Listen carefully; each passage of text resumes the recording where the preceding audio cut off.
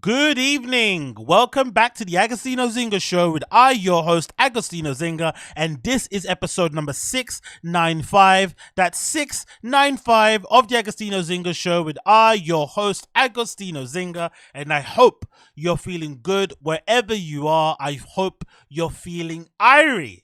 How am I?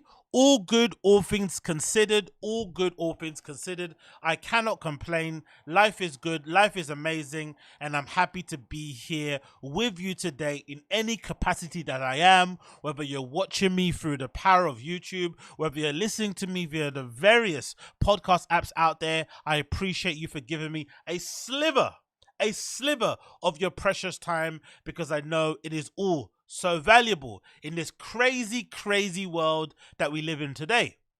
How have I been? Pretty well, all things considered. I cannot deny. I'm still thinking and debating whether or not I should go out today. There's a Heron Sauna party happening.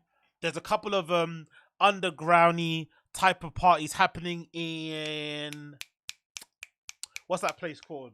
Somewhere in North London. I forgot the flipping name of it, where all the flipping warehouses are and all the trendy cool kids go. So that's pretty cool to see. But in generality, I'm actually thinking because I got in touch with or somebody actually replied back to me and let me know about these little underground parties that are going on. And I kind of got the impression from a few of the responses that a lot of this stuff is like on a need to know basis. It's not essentially underground, but they don't want every Tom, Dick, and Harry to kind of go in there, which just makes a lot of sense because a lot of these parties I'm talking about, they're mostly in like what I'll describe as like converted warehouses where they've been turned into what they call them. They call them property guardianships. I'm not too sure if they're still running, but I remember when I was going out a lot to warehouse parties, we had this thing in London because there's a real lack of flipping affordable housing. Um, there was a little gap in the market, and people came in with this idea of property guardianship, which essentially was people getting a hold of buildings that were due to get knocked down or due to get renovated or something. And in between that interim time of them maybe, selling the property and then starting work on the remodeling or rebuilding of the flipping property or house or whatever it may be, they would have people stay there as quote unquote living kind of security guardians or whatever it may be.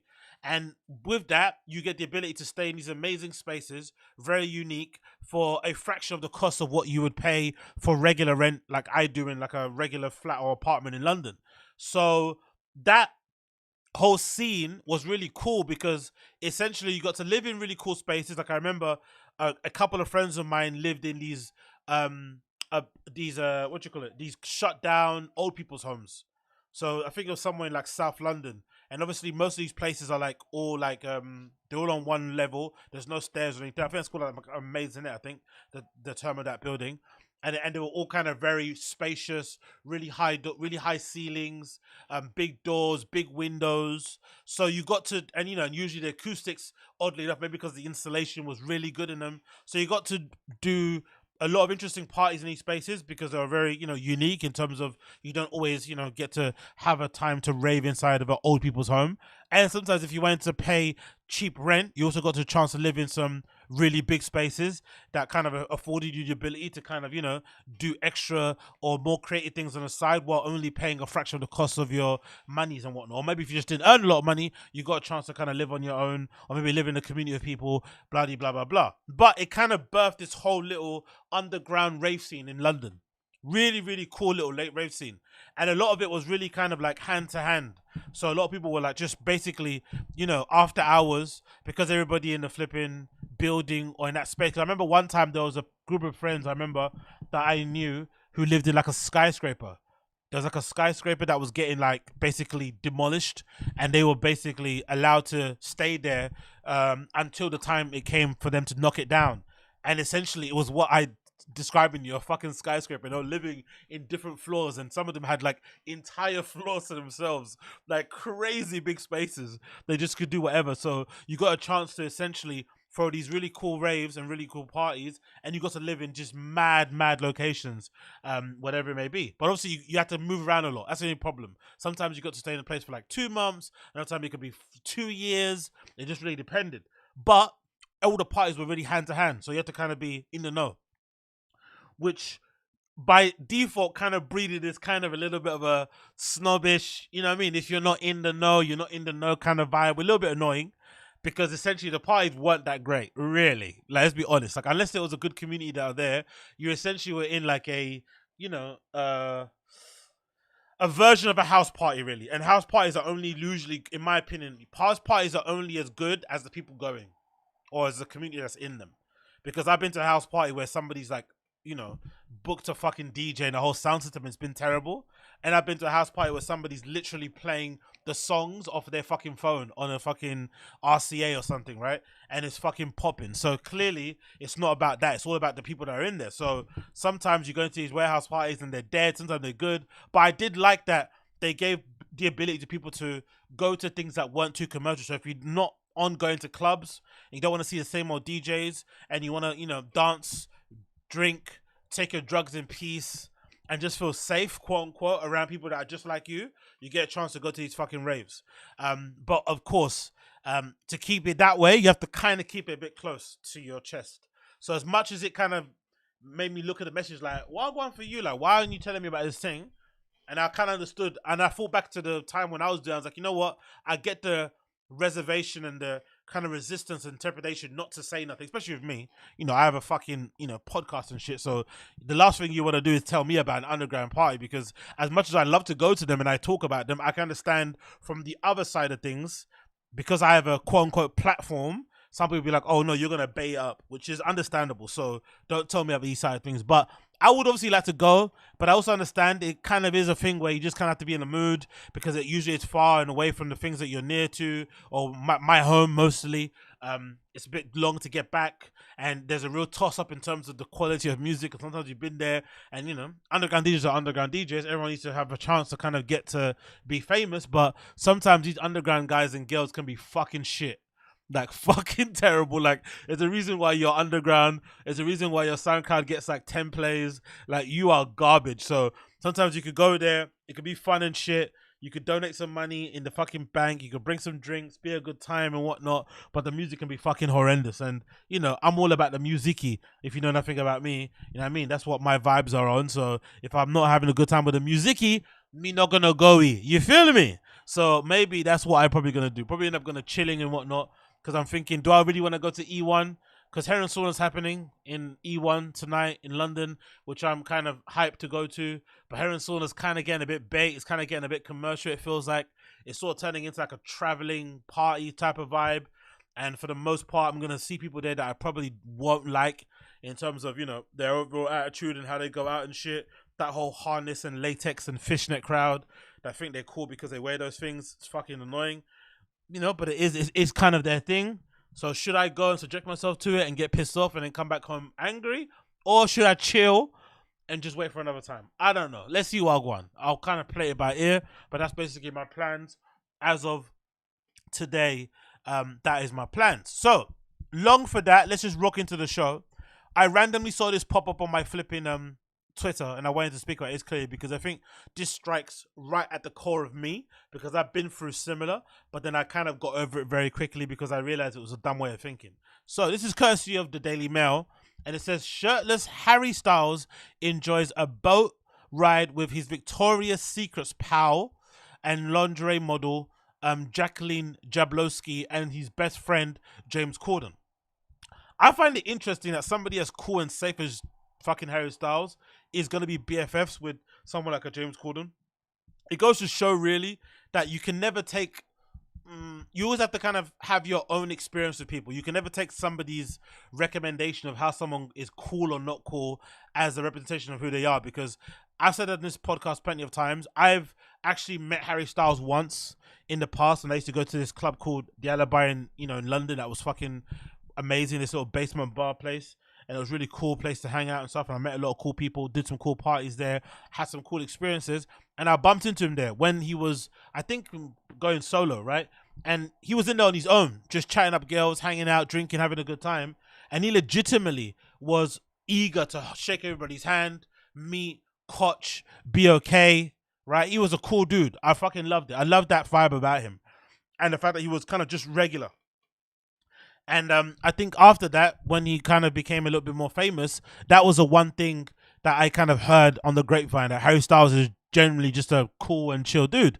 But obviously, we've known everything about flipping Harry's, James Corden and the stories about him going to that restaurant and being a bit of a cunt. And, most people, myself included, would say a good barometer of somebody's ability to be a cunt is how they treat wait staff, is how they treat sales assistants, how they treat waitresses, how they treat receptionists, door guys and stuff. It's a really good indication of the levels of cunts of someone they are. So, in my opinion, I think the story we heard about James Corden, unfortunately, it kind of proves that he probably is a bit of a cunt.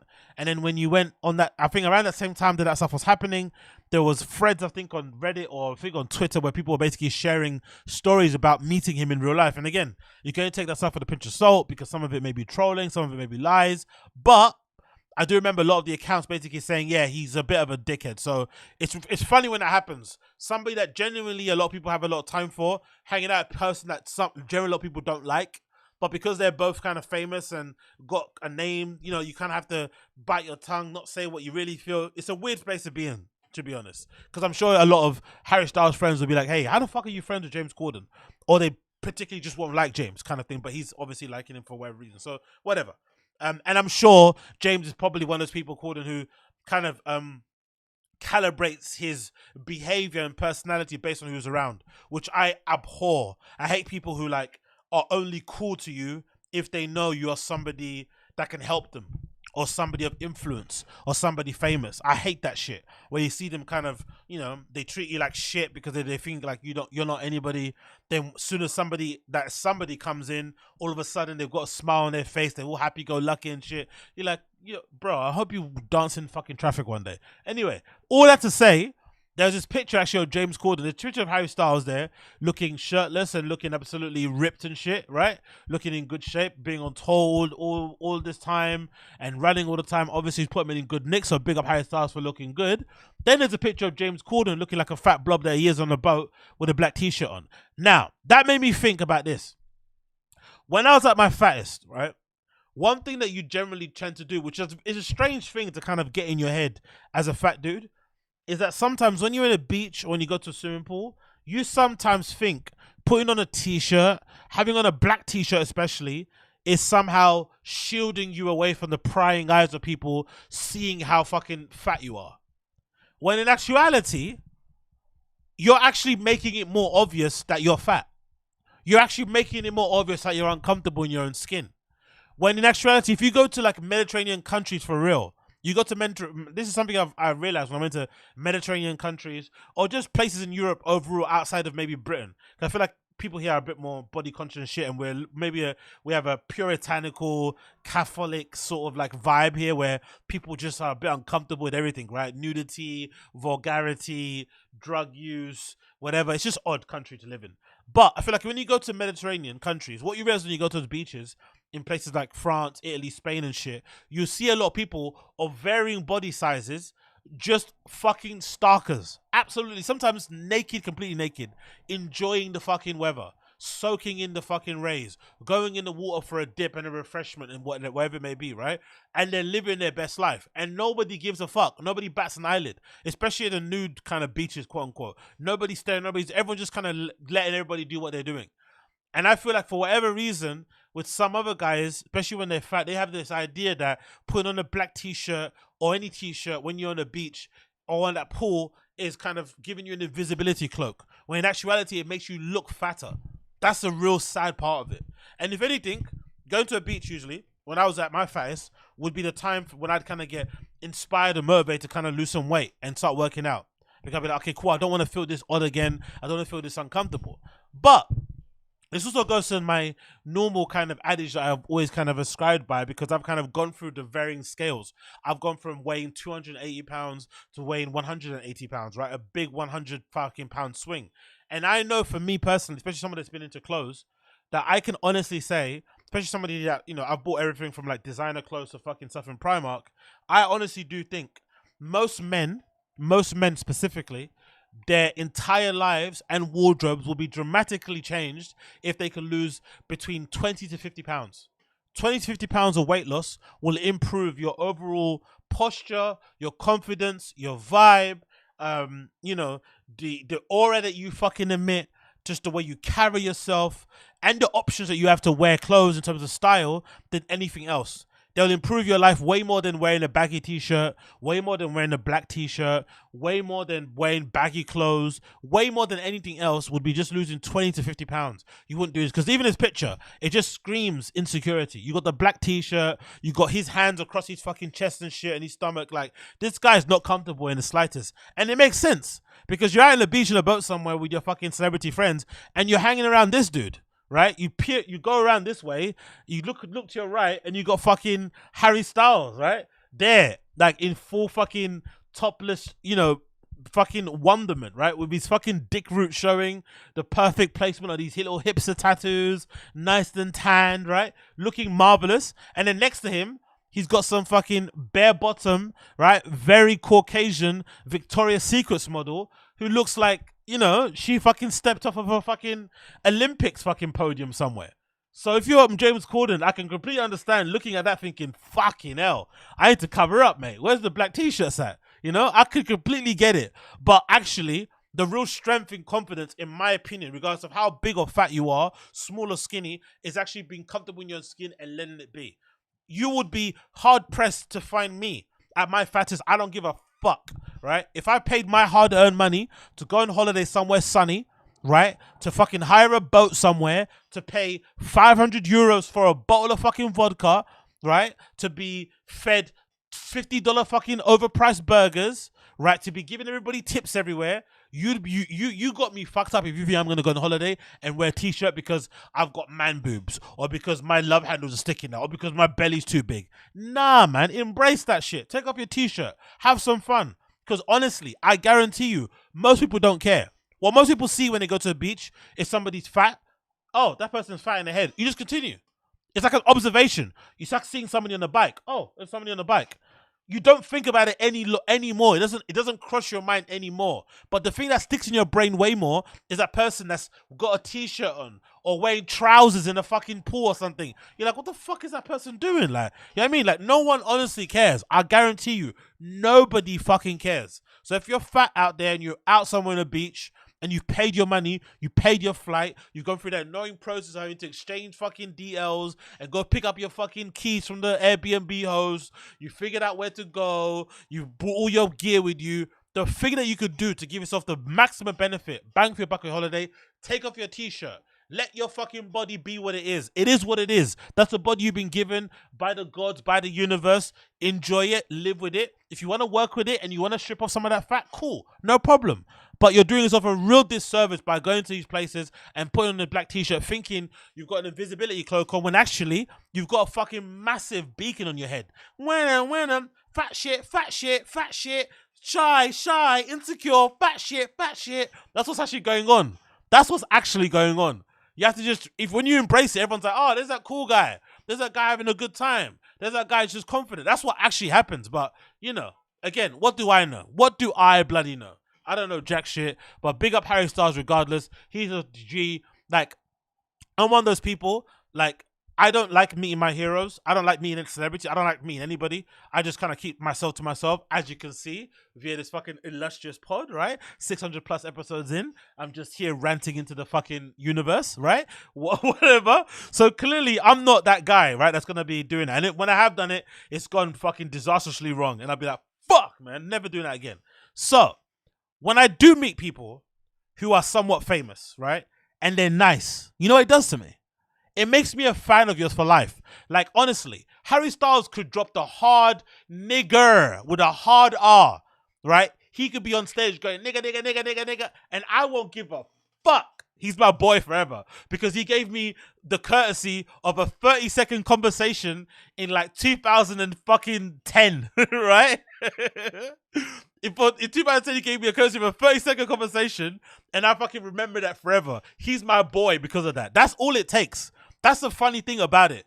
These celebrities that they don't understand. All it takes for you to actually get a fan for life is just that brief interaction where you actually make somebody feel like they've been seen. Like, you just, hey, wagwan, man. What's up? Hey, man. Thanks for the support. Because honestly, that's all he did. And I left him to kind of, because Harry at that time, when I saw him at that bar, he was surrounded. I've never seen a guy be surrounded by women. I don't know if that's the thing that you've seen out when you've been out, guys, and maybe you go out to cooler places than I do. I've never seen a man, a boy, be surrounded by fucking women. It was almost like mesmerizing to see that. Like, wow, that's what it's like to be like good looking and to be insanely fucking famous. He was just like surrounded by them and they were all fighting for his attention. And he was just being so charming and a gentleman, showing everyone a good time, getting shots for everybody. I was like, God damn it. And then here I come. Hello, Harry, it's me, Agostinho. I came out with my little fucking Supreme t-shirt on. Hello, so I DJ here too sometimes, and I just wanted to say, I'm a big fan. He's like, yeah, thanks, man, thanks for love. Like that was it. He said like 5 words to me in total. 5 words. And I'm a fan of fucking Harry Styles for life. He can say nigger with a hard R, and I'm gonna fucking back that boy. I'm gonna fucking ride for him. I'm gonna say free Harry Styles. That's my guy. You know what I mean? That's all it takes. That's all it takes to be my guy. Just be okay. Don't be like fucking, what's her name? Don't be like, oh no, actually don't be okay. Don't be like, that's her name, the DJ, fucking Juliana Huxtable. I went to Berghain. It's the best. I was in Berghain. I went to fucking Panorama Bar. I think she just finished playing. I don't know where she was playing. Panorama Bar, Berghain. Don't mistake me. But I remember I went there and she was on the dance floor with her friends dancing. And I had a good time. I enjoyed the set. I might have been a bit drunk. I might have been a bit high. Who knows what was going on? And I just saw her. I was like, oh my God, man, that's good. So I just went like in my eager, happy, like, oh my God, euphoric sort of smile. Like, oh, I loved your set. And I kind of reached out to say, oh my God, loved your set. Put my hand out this to shake her hand. And when she turned around and looked at me, it was almost as if like she saw, like, it's almost as if she saw like the guy that stole her bike when she was like 10, right? Or or some guy at work she always thought was annoying. You know, that kind of contempt, like, ugh. Like, not even like scare, like fear, just more so like, and I didn't even touch her. I just like put my hand out saying like, hey, do you know what I mean? Like, what's up, man? And Juliana Huxtable looked at me as if like I was literally chewing up on the bottom of her shoe. And I was like, oh yeah, thanks. Like, it was a bit like, oh, thanks, you know? When you know someone says thanks, you know someone talks to you like with their teeth clenched. Oh, thank you. I was like, oh my God. I just like literally kind of moonwalk back. Like, so, you know, like that film scene of fucking Homer Simpson walking back into the bush, right? I started leaning back. I was like, oh my God, how embarrassing. And again, that was the same time interaction. Probably no more than like 30 seconds, 40 seconds. And I instantly was like, shit, that's not a person you should probably meet in real life. You should probably like keep that relationship or keep that admiration of that fucking DJ to like double tapping the mixes or whatever it may be. That's all you meant to do. Because that Julian Huxtable interaction, and again, this is what I've always said about DJs I find really interesting, right? Harry Styles is like way big of a celebrity or famous, you know, regarded like, especially with normies, than Julian Huxtable is, right? This is a very niche person in a very niche scene. It's like a scene within a scene within a scene. But obviously very popular within a scene.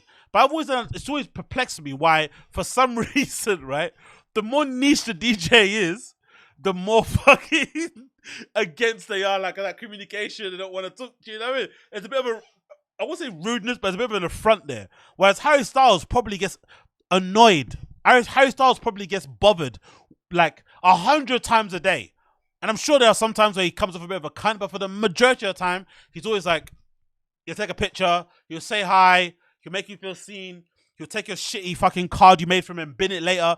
But whatever, there'll be that kind of, you'll feel like seen in that kind of interaction.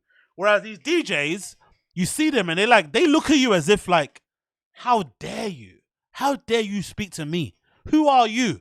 And you're like, bruh, like, I came here to hear you fucking play. I'm a fucking fan. The fact that I even know who you are should be enough indication that, yeah, I don't know, whatever. Long live Harry Styles. Harry Styles forever. No one's ever going to say anything bad about Harry Styles to me. And like I said, if Harry Styles decides to, you know, to drop a big old hard R, I'm here to defend him. Don't give a flying fuck. I'm here to defend my boy because Harry Styles is a fucking G. Moving on from that one, let's say this. So, what people saying in the chat here, blah, blah, blah. Dan Doctor says, damn upsetting to hear about Julian Huxtable like that. Again, I don't want to I don't want to put any like false fucking narratives out there. That could just be like I'm very aware that I cannot control how I come across. In my head, I might have come across like, oh, I was just saying hi, I was just excited to see her. But in her head, she could have just seen like fucking monster, right? Here's this 6 foot black dude sweating, right?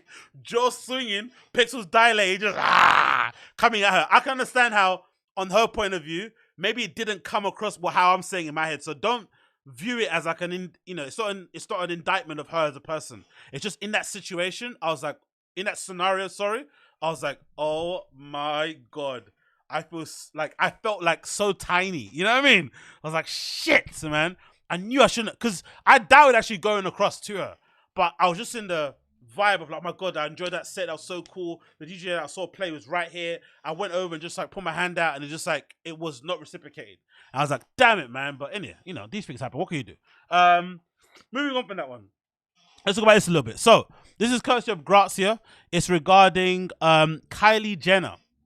Now, personally for me, I don't understand this. I said it before on Twitter earlier, but I don't get this, right? Because this headline is courtesy of Grazia. The headline is as follows.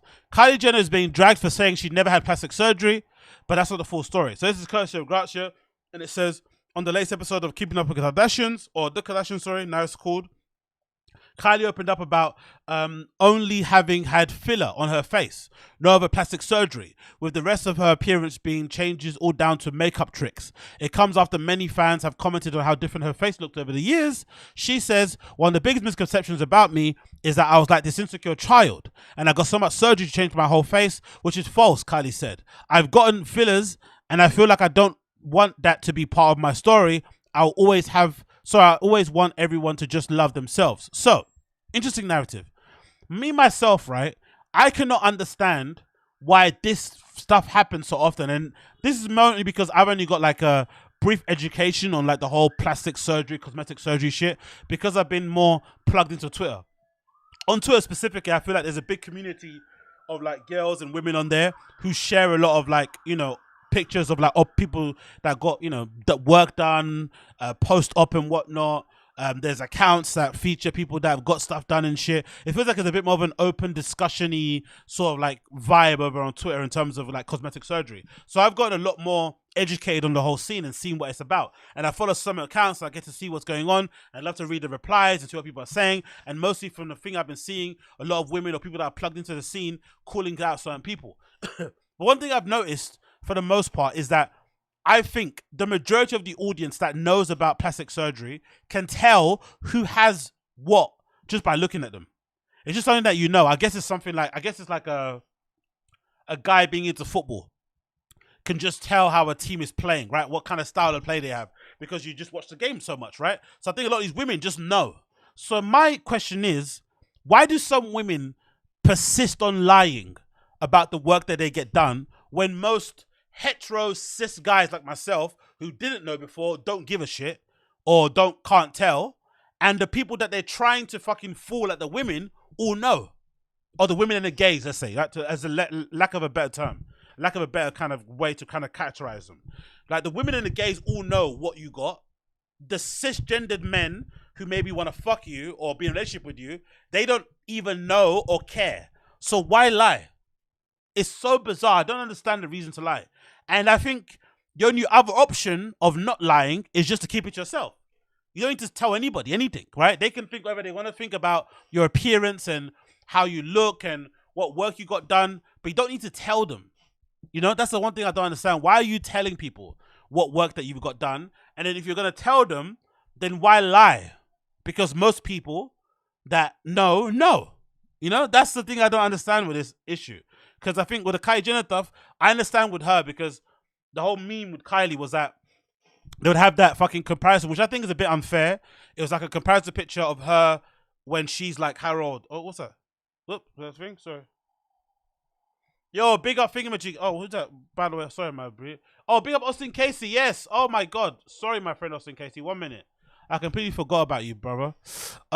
Let me give you again. Where are you? I think you're on my list somewhere here. Big up. Oh yeah, big up Austin Casey. I'm going to replay a mission actually. Thank you so much. There you go. Hopefully it works.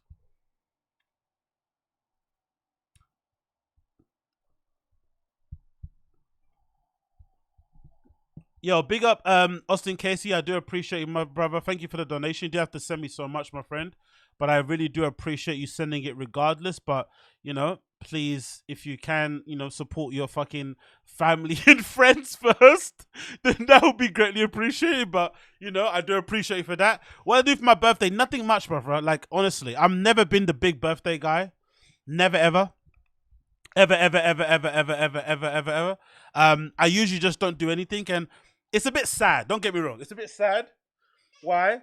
Because I think in general, my overall kind of lack of friends kind of prevents me from doing a party, like a birthday thing or celebration. I don't really like hanging around with people. I tend to kind of keep myself to myself. And I generally have this opinion that birthdays are little bit embarrassing after like the age of 25 or something, Like going out and celebrating it and having a fucking sticker and a balloon and shit, especially with your age. Like, I don't know. I have this thing, like, I don't care about social media that much, but I think if I did care about social media that much in terms of like who I follow, who I unfollow, like, I don't give a fuck about this. I don't check it. I don't care, right? But if I did, I'd be the kind of person who would say, if I see you post on my feed, if you come up on my feed with birthday balloons, like numbers, I'm gonna unfollow you. That's what I should be like. But I'm not gonna be that guy because I don't really give a fuck. And I think people that check that sort of stuff are fucking lame. But I feel like if I was that person, I would say as a rule, if I see you come up on my feed with your numbers in balloons celebrating your birthday, I'm gonna fucking unfollow you. If I go on your stories and I see you fucking resharing every single fucking story that people keep sharing of you, of saying happy birthday to you, especially if every account is fucking verified to show off who you know, I'm gonna fucking unfollow you. Now, I don't care about social media that way. I don't check it. I don't see who's unfollowed me. I don't see who follows me. I don't see who blocked. I don't give a fuck. I don't give a fuck. Because I don't spend too much time on it like that. Right? But if I did, I'd fucking unfollow you every time I see you repost every shout out you get on fucking on Twitter, on fucking Instagram, and I'd fucking unfollow you if you fucking shared birthday balloons.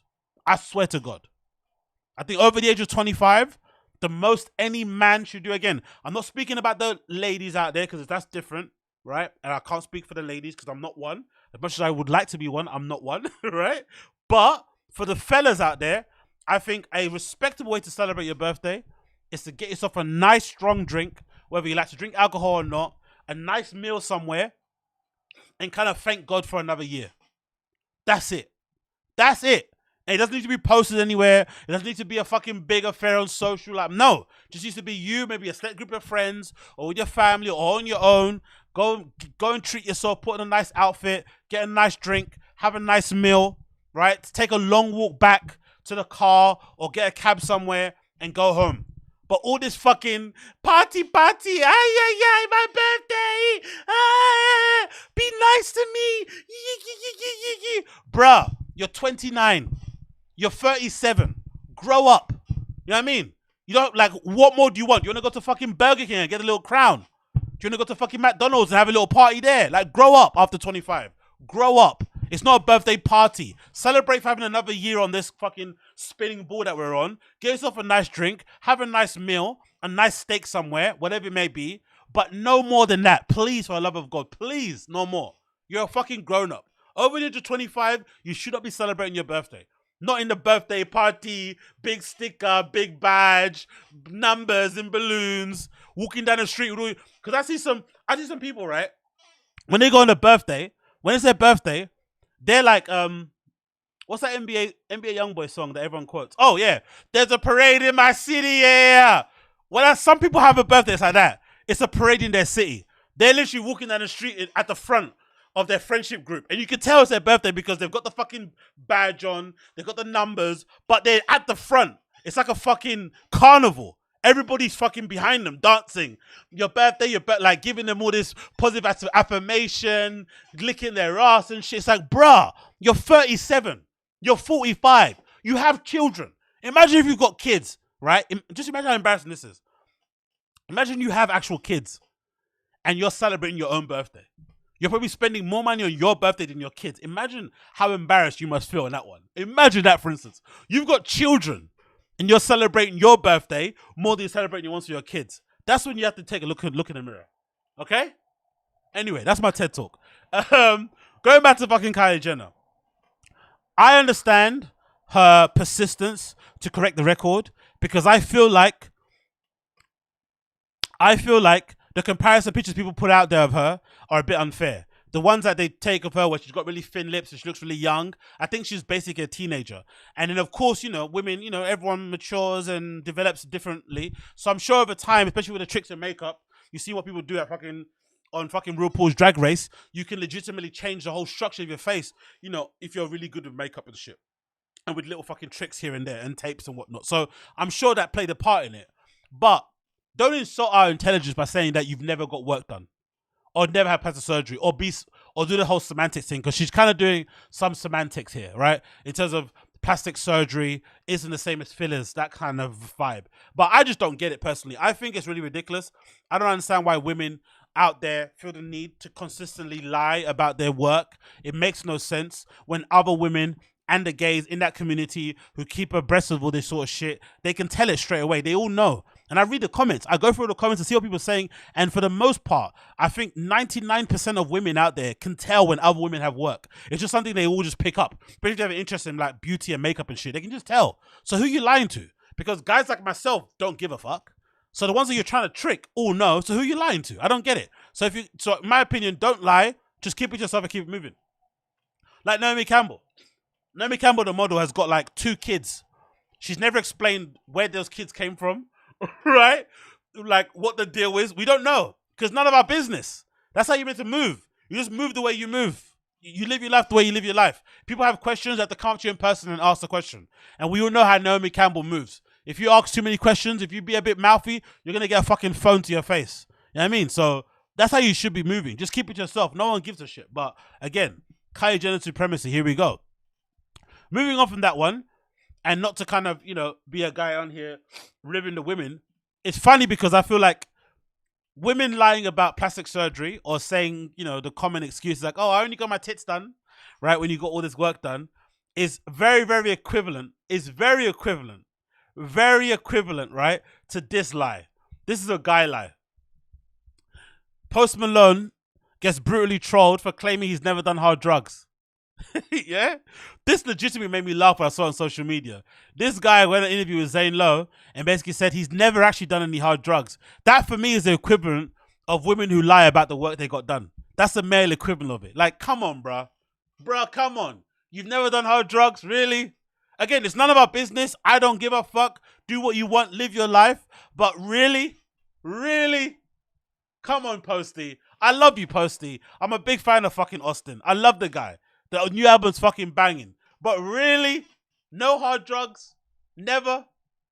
You sure, brother? Are you sure? Are you fucking sure? Come on, bruh. This guy, man. I don't know. I don't fucking get it. Anyway, let's read the article. He says, it's down here. Yeah, there you go. He means, yeah. First off, I shouldn't have to really just justify myself to anyone, but I appreciate the concerns that people. But then it goes from like, hey, hope he's fine. But then the rumor starts that I'm doing hard drugs, which I've never done in my entire life. But now if I do drink, I'm not doing it at a show or recording. And yeah, that's another. I have a very hard time expressing myself via recording if I'm not a little bit fucked up. So he's basically trying to say all the times that we've seen him outside and about doing his thing, it's only been, exactly, yeah, case of Moses, define hard drugs, exactly. It's only ever been when he's been drinking beer. That's what Post Malone's saying. Post Malone's telling us all those clips we've seen of him, him being his natural self, that's only the effect of fucking Bud Lights and Budweisers and shit. Okay, brother, okay. Whatever you say, bro. But again, I don't understand it. I feel like a lot of it comes from lifestyle shaming, which I've always said I think is really annoying. I feel like everybody should be I don't know. I'm a little bit of an extremist in this one. This is a bit weird to say. But I feel like everybody should be allowed to do whatever they want to do, even if it's insanely destructive. Legit. Even if it's really destructive to your actual life, you should be allowed to do whatever you want. There should be no kind of lifestyle shaming. There should be no kind of like poo-pooing or looking down on people that do certain things. Because I feel like this is what it kind of breeds. It breeds this fucking culture or this necessity to lie, to basically try and make sure people don't think that you're a druggie or that you're an alcoholic or whatever it may be. It's like, bro, if you enjoy these things and you're a grown up and you can somehow handle it and control it, then do you, boo. Do you. Not obviously, I wouldn't do that to that excess, but I feel like everybody, especially if you're an adult, you should be allowed to do what you want to do, regardless of how destructive it may be. Crazy to say that, but I feel like that's what it should be, personally. And I feel like we'd have less of these fucking weird situations where people are basically trying to lie about the things that they didn't do. I think it's fucking embarrassing, personally, for me. But again, what do I know? What do I bloody know? So, but this one, bear with me 1 second. I need to actually get a little thing for my nose, actually. Bear with me 1 second.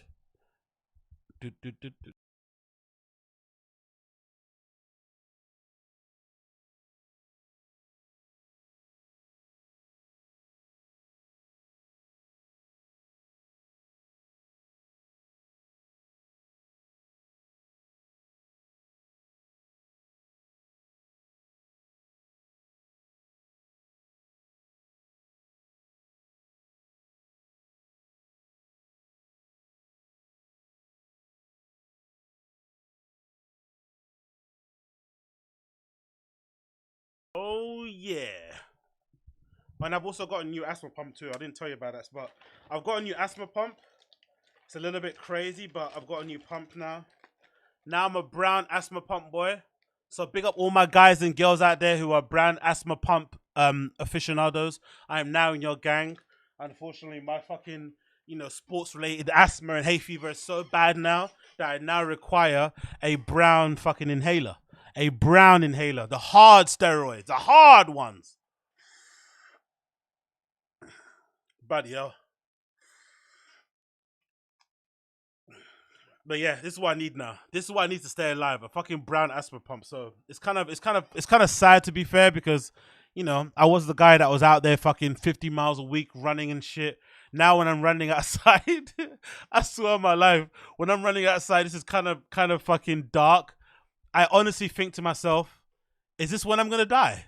Am I gonna die on like am I gonna die at this traffic light? Am I gonna just collapse at this traffic light from my fucking chest caving in because I don't have my pump on me or something?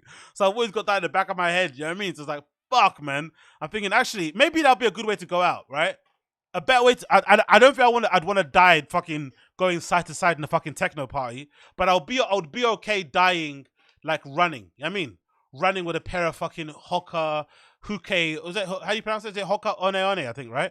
Hoka One fucking shoes with my little short shorts, my little vest, right? And my little headband, right? My Bluetooth headphones. I think I'll be happy dying like that. Like being spread out on the floor in my running gear, right? Oh shit, he's in really good shape, isn't he? Right?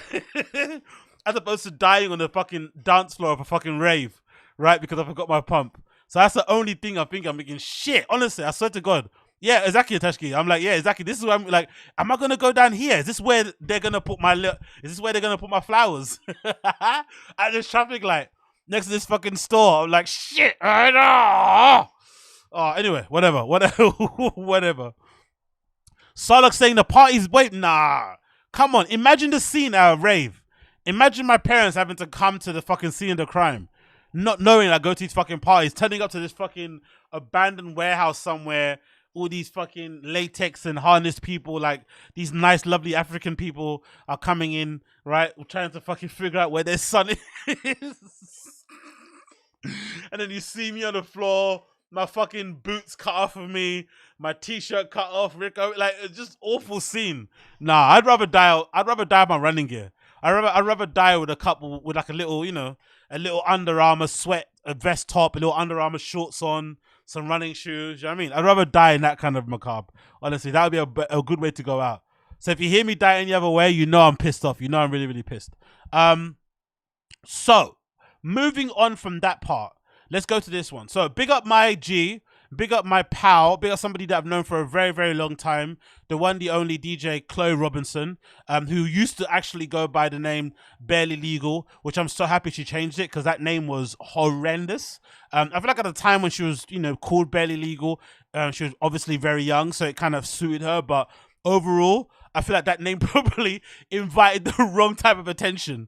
And obviously, if you want to be a little bit more a respected artist, maybe changing it to Chloe Robinson, your actual name, which is a nice name, maybe a better way to go about it. But yeah, big up my girl Chloe Robinson, because she said this very interesting little hot take over here on Twitter, which I kind of want to expand on. So, the following controversial question: does being absolutely stunning visually assist you as a woman in the DJ scene in this current day in some ways? Instagram followers are much higher, etc. And do promoters go off these numbers in a lot of cases over music? Discuss.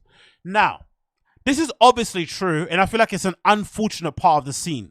Because I remember when I was doing I remember kind of maybe a few months ago, I did like a little comparison thing between this DJ that I used to follow, who, I'm not really a fan of anymore, because I just kind of realized what the conversation was. Like, hold on, are you trying to sun me? Like, are you trying to like tell me what to say? I was like, okay, cool. Go fuck yourself. But, and I understand their point of view, her point of view, actually.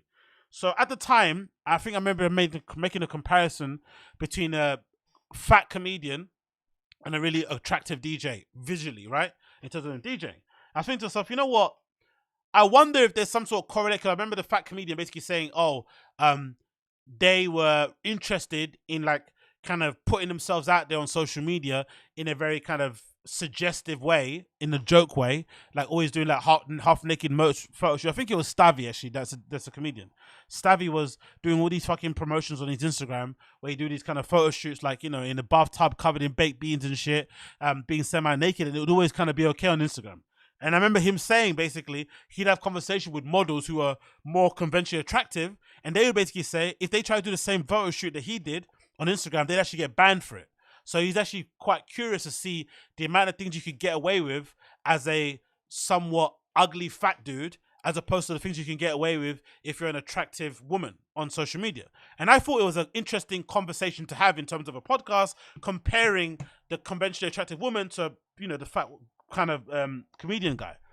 For some reason, or for whatever reason, which is completely understandable from the DJ point of view, she did not take it that way. She took it kind of like as an insult, because I guess it kind of brought up the whole issue of looking at her as an attractive person when you don't want to be, maybe, what's that word called? Objectified. You want to be just viewed as your art. When I think, in my point of view with that thing, what I was trying to say is that we've all got eyes. We can see what we see. It's an unfortunate part of the world, but it kind of is what it is. And with DJing, you only have to see on some of the biggest platforms, like, I'm not even going to try and check it right now because I like just kind of shooting out my ass. But I'm sure if you go on Boiler Room, if you go on Horror, if you go on fucking, I don't know who else does DJ mixes, Mixmag, and all these platforms that do DJ live streams. I bet if you go on all these places, more likely than not, the more attractive women, the more women that show skin on there, usually have higher views than other DJs on it, just because of what they look like, because people instantly see that and want to click it. Whether or not the person's good or not doesn't really matter. So it's obvious to me, and to anybody that's got eyes and that's got common sense and isn't so, I don't know, isn't living in doesn't try to kind of, because I feel like you have to kind of accept the world for what it is and then try and change it. But trying to force the change via your viewpoint is just a bit weird, right? And kind of denying the realities of it is strange. So in that case, I feel like that lady was kind of denying the realities of what the world was, as opposed to kind of understanding what it's doing for you and then trying to work within it. Whatever, cool, own opinion. So I feel like on those platforms, if you check them, for the most part, yeah, big up Eric C. Appreciate the donation, brother.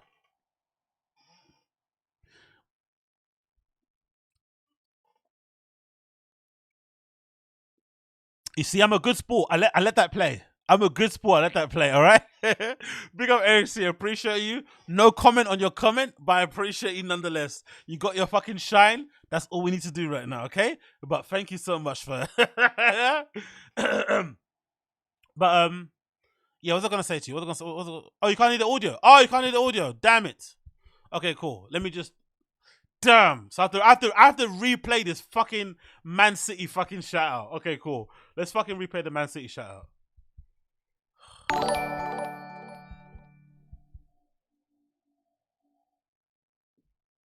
Oh, it's not replaying it. Hey! It didn't play the Man City shout out. Okay, cool. Let's do it one more time. One more time. Did not play the Man City. It didn't really play it, did it? No. Did it replay? Yay! It didn't replay it. Good. Okay, cool. I don't know why it keeps saying this actually. Oh my god. Bear with me 1 second. Okay, cool. It didn't replay the message, so all good. But big up you anyway, Eric. So yeah, appreciate you anyway, regardless. So I was saying to this, what was I saying to you? So the reality is, yeah. Anyway, so the reality is, I think that if you go on all the major live streaming music platforms that DJs go on to live stream, for the most part, if there's a woman on there that's conventionally attractive or showing lots of skin, usually those videos have a lot of higher views than others, right? It kind of is what it is. It's all what it is. I don't really give a fuck, right? No one should really give a fuck. I think if I was going to advise anybody who I knew who was a woman who's getting into DJing or was, whatever it may be, trying to pursue that line of action, I would probably advise against it. I think it's probably not advisable to go down the route of kind of tapping into your looks and shit to get somewhere, because I feel like eventually if you're an actual artist, you're gonna want to be known for more than just what you look like, because you can't really control that. It's just something, it's kind of your luck and whatever, genetics, but whatever it may be in terms of how you look. But I think your artistry is your actual artistry and your talent is what's going to probably stand the test of time, and is what's going to actually have you remembered, right? In terms of, the kind of imprint that you left in your scene and whatnot, and your legacy, blah, blah, blah, blah. So I think if you're in it for the long run, or even not even a long run, even for the short time, you should legitimately try to do it for the right reasons. But I'm not kind of ignorant to the idea or to the realities of it, is that to make it as a professional DJ, especially in the scene wherever you're in, is really difficult. There is no one route to success. It's very hard to get there to the top. And there's a lot of people competing for those very small positions. There's not many, especially in the UK, it's a good example. There's not many clubs really. There's probably way too many DJs for the clubs. The scene is really fragmented. There's a lot of people that kind of hang around forever and ever and never kind of let go. So there's not a lot of spaces that are coming up open. You kind of have to kind of force your way in via crowbar and whatnot. So when you do eventually make it, I understand why you kind of tap into whatever you want to tap into to kind of continue that long run, or use what you can use to kind of get your foot through the door. I get it. I don't think there's anything wrong with that in the long term, but I feel like you just have to be understanding of the realities of what that kind of attention can bring. Because I feel like it's a bit disingenuous to kind of tap into or to kind of embrace your looks as a way to kind of promote yourself, and then get annoyed when you get some very thirsty ass messages, or the replies or the DMs are a bit crazy. You kind of have to be aware of what you're kind of sending out there signal wise. It's not to say the whole adage of like, oh, that girl's wearing a short skirt, that's why she got raped sort of shit. Nah, but let's be honest also, if you're out here DJing, showing fucking titties every day, you can't be surprised when somebody comments titties on your fucking comments and get upset and want to block them. Like, it just is what it is, like, in my personal opinion. But I'm curious to see what the people in the DJ world had to say about it. So let's read through the replies of her thing, because you know what I had to say about it, right? So the replies. This person said, "Folks like me, mid-size, uncomfortable in front of camera, don't get the can she even DJ comments. I get the body shaming comments, so it could be a double-edged sword." Okay, cool, that's true. So I guess it could be a body image comments. That's probably a little bit more. I wonder if that's more hurtful than being objectified by your looks. I wonder. Imagine you're actually a real, not say a real DJ, but you actually care about music. You care about being a good DJ, but you actually happen to be attractive. What's more offensive? Getting comments on your mixes when you live stream on YouTube, "Oh my God, how hot you are." Or if you're not conventionally attractive but you're a good DJ, getting comments about how ugly you look, how fat you are, how weird your tits are, your arms look weird. Like, what's more offensive? What would get on your nerves more? Being always objectified by your looks, or be always called ugly every time you get in front of a camera? I don't know. They're probably both, two sides of the same coin, probably, I'd assume. Because I'm sure an attractive girl, after a while, There's only so many times you can hear somebody say you have nice eyes. You're like thinking, shut up. You know what I mean? You just want to throw them off a bridge sometimes. Another person says here, to be honest, I've found that since I started DJing, I received a lot more violently phrased abuse. Holy shit, online. But I guess it's technically boosts my algorithm and feeds into itself. Having a platform to begin with obviously makes advertising itself easier. Exactly. I feel like this is a very common sense, balanced way to look at it. Unfortunately, the DJ world, especially on social media, is going to invite a level of fucking attention and eyes that you're probably not going to get in the real world. And it's anonymous, right? People are just going to say what they want to say. I just don't believe in censorship or in telling people what they can or cannot say or cannot talk about. I think that's fucking insane. Even on your own platform, just let the shit ride. Like, it doesn't fucking matter in the grand scheme of things. It shouldn't really affect your day to day. But you can fucking, interpret it how you want to interpret it. But I also think it's good to see it on both sides of the same coin. I feel like some people don't understand that sometimes the negative comments are just contributing to your success just as much as a positive one, because there's engagement behind it, there's clicks, there's replies, there's whatever, there's just whatever, right? There's engagement going on in those kind of negative comments, so they can sometimes help you also. So I feel like sometimes being aware of the pros and cons of social media can be somewhat helpful when you do go into it, so you're not just sat there naively thinking every comment you're meant to be getting is meant to be praise. It's not going to work like that. That's not how the internet works. It continues. Another person here says, it does without a doubt. I have many beautiful DJ friends, and they are very much aware of the interest in them is based on their attractiveness. Skills first and skills second. Some have even undergone entire image revamps to get more bookings. Now, I don't think this is bad. I have no issue with it in the slightest. And this is me as a struggling DJ to get gigs. I should probably have the opposite opinion, be like, oh man, there should be real DJs, put on some clothes, you don't have to know how to beat match. No. Any way you get into this scene is the way you get in. It's that difficult out here, trust me. It's fucking hard. Especially in, I guess, more competitive markets, like probably Berlin's probably way more difficult. Maybe parts of fucking America are way more difficult. It's hard to get into scenes. It's just really difficult to get into the industry.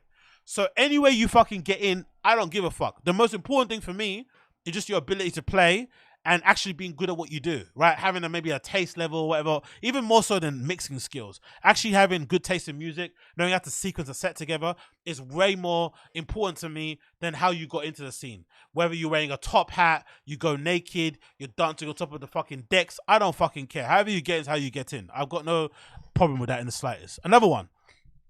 I found that it's 10 times harder to prove myself and make people understand you can be hot and talented.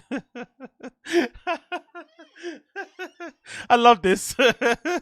Okay, wait to like boost yourself. I like that reproach. I'm not gonna lie. That's also probably a bit of a problem too, right?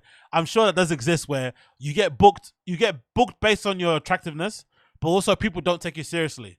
Because I'm sure that must be like a common thing, a common annoyance for an attractive woman DJ.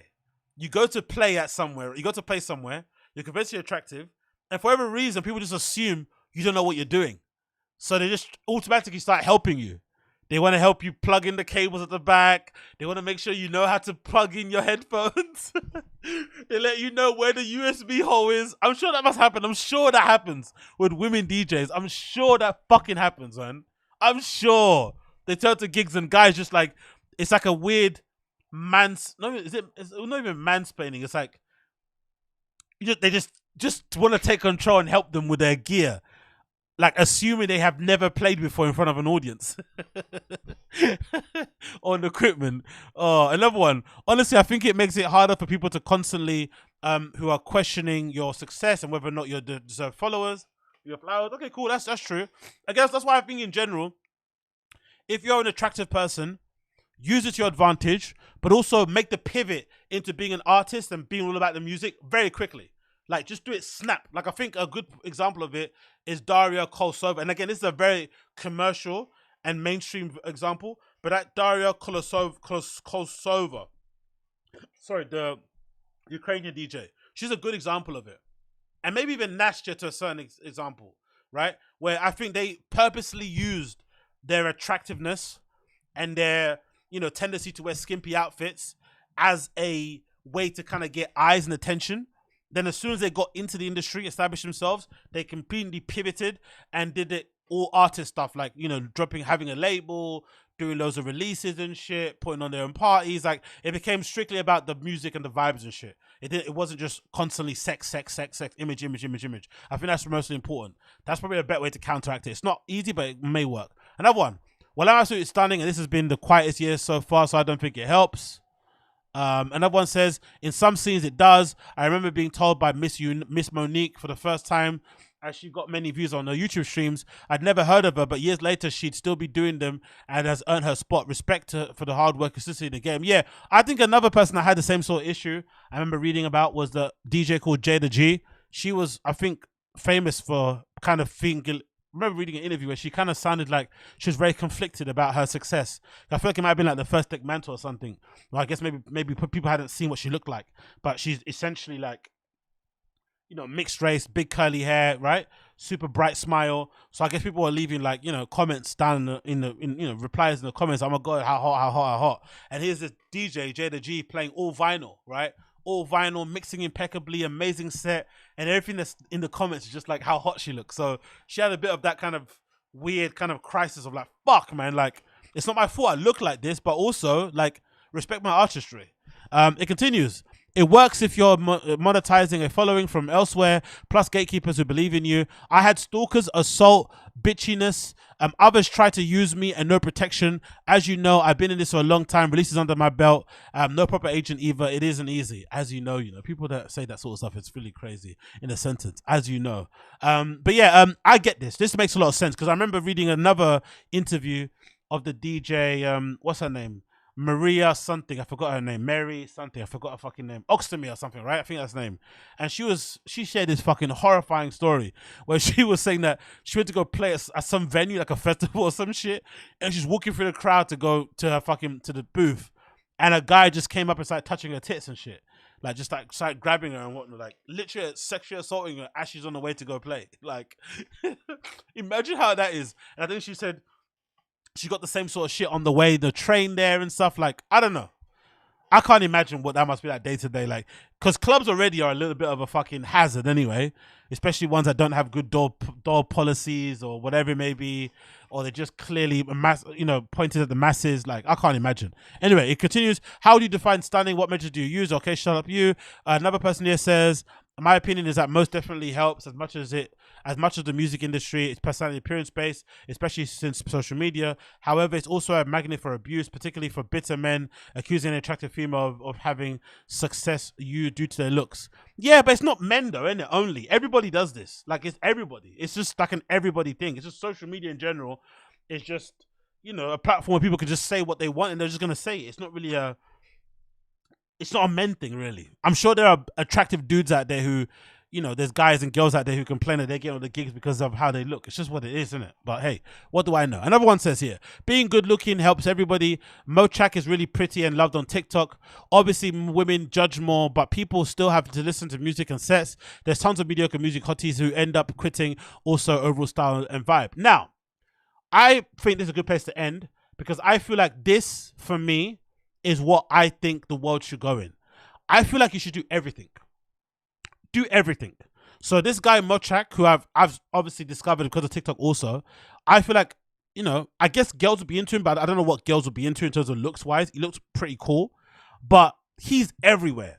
So in my head, if he's everywhere, that means he fucking works hard. So what he does is that he kind of capitalizes on the looks that he has that girls would be into, guys and girls probably like, but he also backs it up by output. So if you're going to be the conventionally attractive woman, maybe embrace your titties, embrace the cleavage, embrace the face, but also fucking churn out the content. Stream after stream after stream. Release after release after release. Party after party after party. Like, put the work in, and then maybe by default, that will get to a place where your artistry starts to fucking outstrip what you look like. And people don't care anymore because you're just putting out so much content that they can always consume. That might be the trick, actually. That may be actually the trick. Just do everything in your power. If you've got looks, do it. If you've got hustle, do it. If you've got a unique point of view, do it. Whatever you can do to get your foot into the door, do it. Because unfortunately, there is no apparatus out there. There's no fucking institution. There's no fucking guide or people out there that are gonna hold your hand through this scene. You have to kind of figure it out on your own. And God forbid asking another DJ for help, you're definitely gonna get left unseen. So just do what you can do with the tools you have to at your arsenal. That's all you can do. But I always will kind of say to anybody that will listen to me, especially women, be very careful of playing that attractive game, because unfortunately, especially on social, it can attract the worst type of community of people around your shit, and it can be hard to shake. You know, it can be really hard to shake. But hey, what do I know? What do I bloody know? Moving on from that one, What am I say here?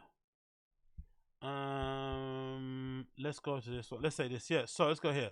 So, Utopia from Travis Scott finally dropped over the weekend, and everybody's been, loving it, hyping over it, excited about it.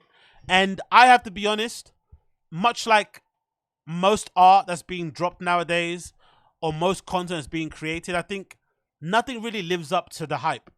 And I feel like Utopia kind of, for me, was a little bit underwhelming. A tad bit underwhelming. I feel like the delays, obviously in part due to what happened in Astroworld, that tragedy where 10 people unfortunately passed away, added to it. Maybe COVID also, whatever, kind of added to anticipation of it. But I feel like after all that wait, to finally get this album in our hands and to finally listen to it, it was a little bit underwhelming. That isn't to say it's not excellently produced. It legitimately sounds expensive. It legitimately sounds expansive. It sounds like a score of a movie. It takes you on a complete journey. It's very cohesive in that from track 1 to track, the end track, whatever it may be. Is it 19 tracks? From track 1 to track 19, it kind of feels like an actual album, because nowadays I feel like a lot of artists, because of Spotify playlistings or because of just the culture or the way people consume music, where they're mostly listening to one tune, a single, as opposed to an album, people are now starting to make albums like that. They're starting to make albums where they just put a collection of singles together. So it doesn't actually feel cohesive. It's not like an actual story you're telling. Or maybe the most important thing, which I think is way more important than that, because I've just thought about it now from a DJ's point of view, it's actually not important that your album sounds cohesive in that it tells a story, as in there's like a beginning, a middle, and the end. No, it's actually more important that it's sequenced correctly. There's actually a kind of an idea behind the sequencing, whether it's like you start off really hard and you end really soft, or whether you go up or down, whatever. There's actually some idea about the sequencing, and I feel like sequencing on this album is great, because a good example being K-pop. That song K-pop with Bad Bunny in the Weekend, I feel like, it dropped as a single, was really underwhelming too, considering the level of artists that are involved. Bad Bunny and The Weeknd being two of our most prominent pop stars out there, and Travis Scott. But when you listen to it in sequence with the album, especially before a very mediocre Kid Cudi appearance, it actually flowed pretty well. K-pop actually sounded pretty good. But I feel like overall as an album, this was really underwhelming. And one of the things why it's underwhelming, and I say this with all due respect to Travis Scott, he has nothing to say.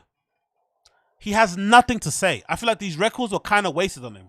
And if anything, these records or this album made me appreciate Kanye more than I already did. Because like your lump it with Kanye, he at least says something. He at least has a point of view. He at least is changing up his sound every single album, bringing something fresh, bringing something new. Obviously, his approach to making the album is absolutely insane, right? Getting everybody to dress in black and stay in a fucking locker room of a stadium, in a stadium somewhere, committing to not swearing, whatever it may be, right? Like, he approaches it with an idea of what he's trying to say, a story to tell, a POV, a fucking approach to fucking artistry. And I feel like, for whatever reason, one of Travis's strengths as an artist or as a person is that he's very kind of like bland. That's probably why he's very collaboration friendly. McDonald's, Nike, whatever, right? He's probably one of the only black hip hop people I can think of, artists, right, out there, who's able to collaborate with fucking anybody. Because with the exception of the Astroworld tragedy, which was a fucking horrific incident, I still don't get how he kind of got away with that, to be fair. Because in my opinion, he was somewhat culpable for that tragedy. He didn't obviously he didn't like by his hand cause their deaths, but the actions that led up to it, he could definitely be responsible for some of it in terms of his inability to kind of get the crowd to calm down and shit was not good. But that aside, Travis Scott is very brand friendly.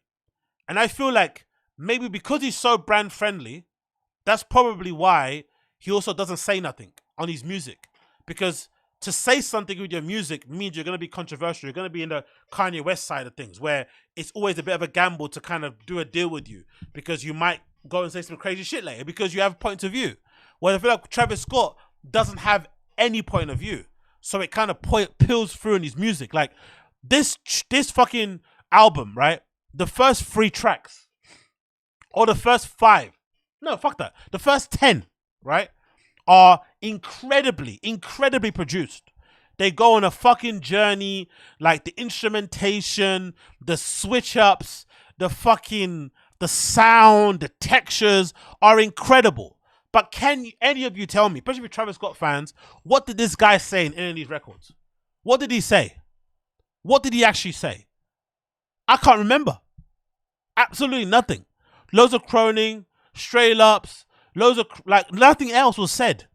And again, these are all amazing tracks, fucking banging tracks, produced impeccably by some of the best producers out there. Most of the tracks, I think, have more than 2 producers or 3 on there that fucking contributing to the overall fucking finished record. But they don't say jack shit.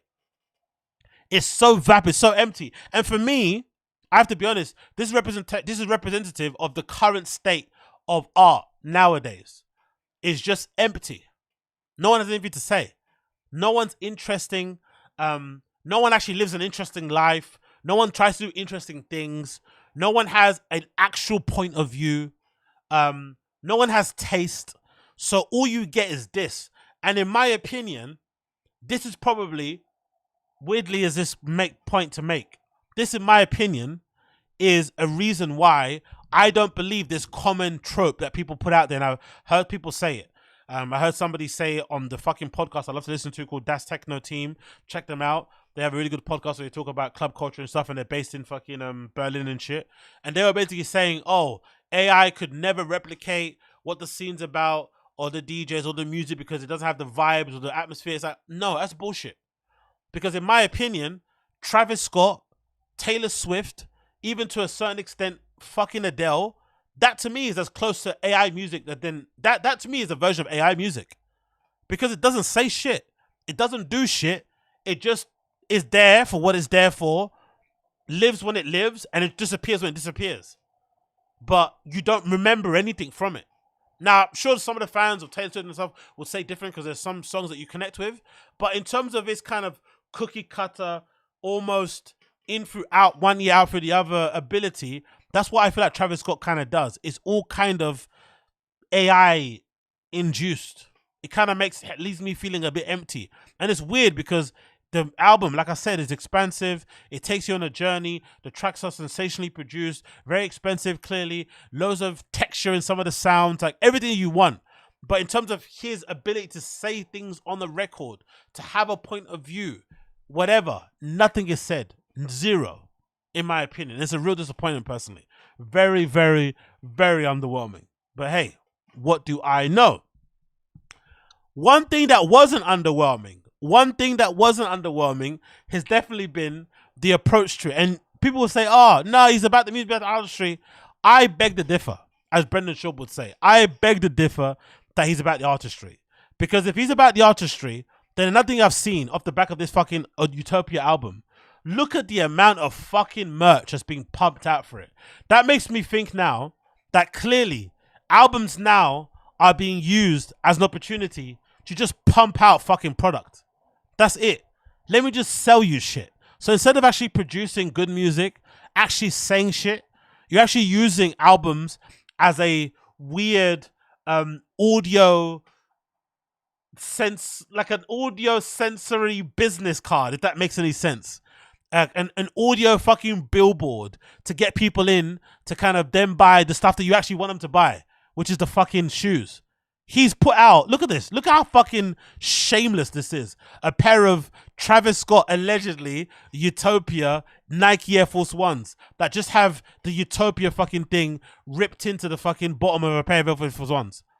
Nike Air Force Ones are the most generic, easily applied fucking, no, easily favorable shoe of all time. There's probably not a person on earth that does not like a pair of Air Force Ones, especially in all white. Everyone's gonna like them. So selling this as part of your fucking bundle for an album is, for me, a legitimate example of a cash grab and not caring about the music. But there's more. Tons of merch. That briefcase that you saw him carrying around everywhere, of course, merch. Collaboration with Cause, of course, more merch. St. Michael collaboration. Utopia t-shirts. Fucking posters. Movie posters, vinyls, like all out on the same day as the album drops. All this stuff is available to buy instantly.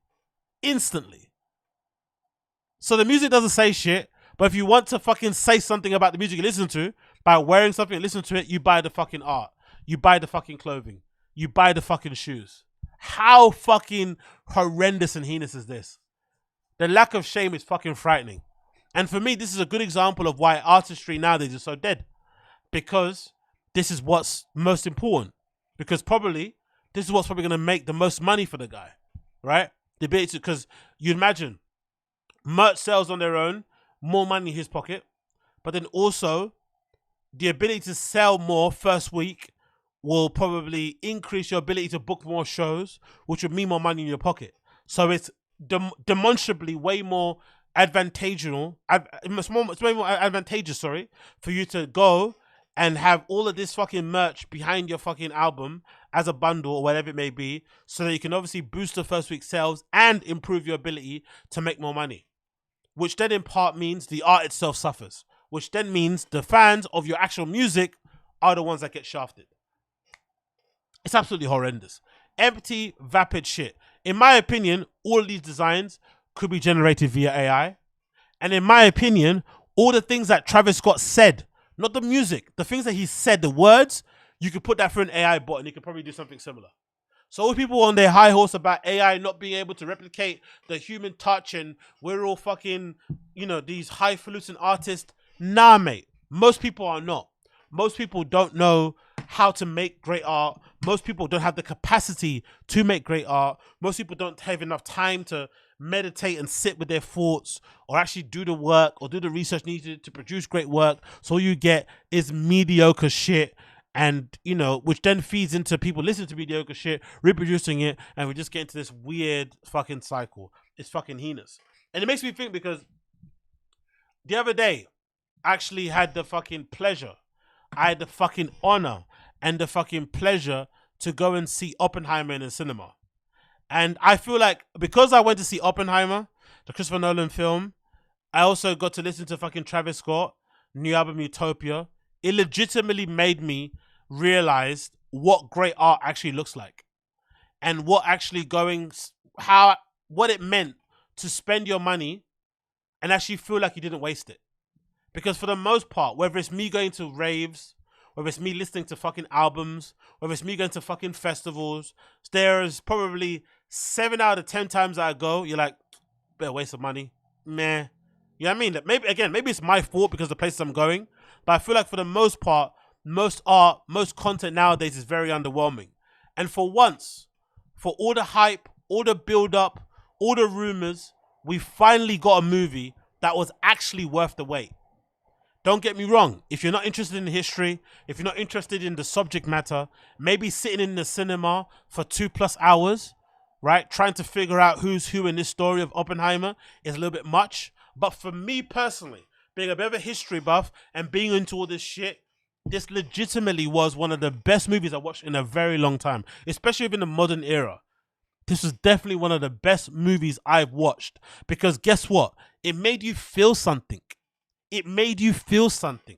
It had something to say. It left you with questions at the end. It made you want to fucking ruminate in your head about who is the bad guy, who is the good guy in this story.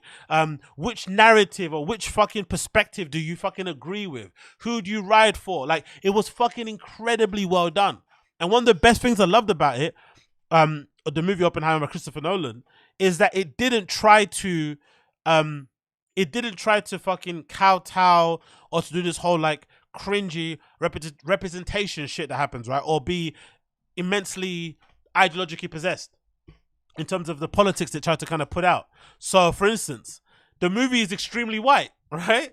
I don't think I saw a single black person on screen. But it doesn't matter because it's historically correct. It's depicting a moment in time, a snapshot of history where there was a particular type of person that looked like that, and that's what they look like.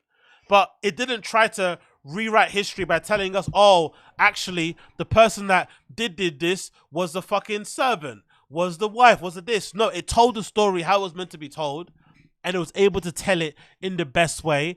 And ironically enough, because it told the story in a very, I thought, honest way, it actually made the women in the story seem way more powerful and stronger than it would have if they tried to kind of force you to believe that Oppenheimer's wife was actual deep genius behind everything.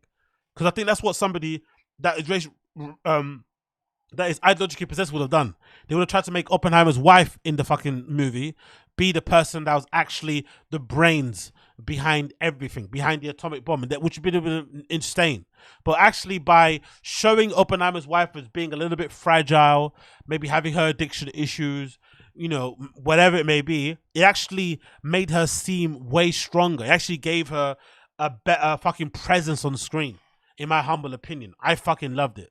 And I thought that legitimately it was one of the things I've consumed in recent times that I honestly feel like was worth the money, was worth the experience, was worth the time, was worth the investment, was going to go see this movie. And because I feel like it came from an actual artist, an actual person that cares about their craft, willing to put everything, basically, putting everything that they can into that movie and making a great one.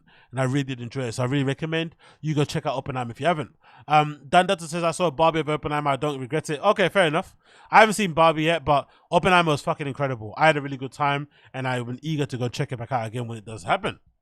Now, going back to fucking Travis Scott's album, last thing I want to mention here. Drake. That Drake feature on Meltdown legitimately may be the best Drake verse I've ever heard. And the reason why I say this is because he sounds angry. He sounds passionate. He sounds pissed off.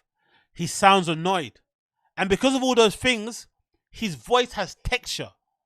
You can hear the spite, the fucking displeasure in his voice when he's fucking going at Pharrell, going at Pusha T, taking the piss out of Virgil's friends and shit that didn't honor his legacy and shit. I swear to God, that feature on Meltdown legitimately may be the best Drake feature I've ever heard in my life. And again, this is representative maybe a little bit, or maybe calls into. Oh no, this maybe makes me agree with Joe Budden's assertion back in the day. Joe Budden went on a rant famously that he felt like Drake was uninspired and shit and going through the motions. And I can agree now with Joe Budden saying, because if this is what Drake sounds like when he's actually passionate and really hungry, this is what we're missing out on. We're missing out on a version of Drake on these verses, right? Where he starts off by saying tensions is definitely rising. You already know what fucking time he's on when he's like, tensions is definitely rising. He starts off his fucking Drake lyric with that. Honestly, I swear to God, that's how he starts off. Tensions is definitely rising. Like, that for sure tells you what fucking time he's on. And then he just goes in from there, right? Tea time, like I got a cup of this shit. Tea time, like go at 5:45. I'd love to fuck on a regular bitch. Famous hoes lame, but they stay on my dick. Love this. Heard you got a new joint. It's embarrassing shit. Heard your new joint. It's embarrassing shit. You talk to the cops on some therapist shit. You act like you love this American shit. but really the truth is you scared of the six. And he starts whispering. Yeah, you're scared of the six. You're scared of the six. Honestly, this for me reminded me a little bit of the Giggs verse on KMT. On Giggs' previous album, I think it's like Landlord. There's a bar in that there's a famous song KMT with Giggs and Drake, where Drake is kind of like, he's always Giggs always had this kind of sinister like, okay, you're getting nervous, right? He's always got that kind of tone, and I feel like Drake has kind of, he sort of like absorbed that sort of like flow and did it in his own way, and obviously going at Pharrell and Pusha T in the best way possible. And it could follows. He goes, your bodyguard put in some work on a fluke, right? Incredible this, I feel like, right? Your bodyguard put in some work on a fluke thing.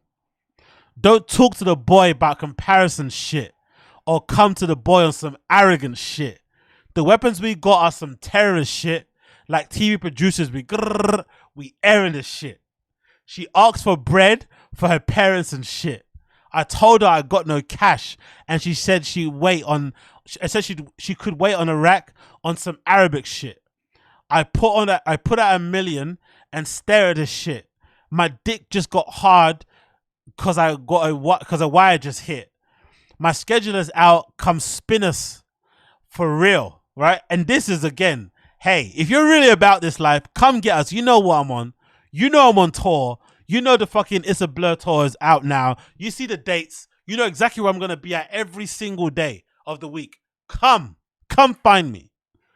Man, fuck with that spinning the narrative shit. I melt down the chains that I bought from your boss and give a fuck about all that heritage shit. Are you hearing what he's saying? Are you hearing him? Are you hearing fucking Drake?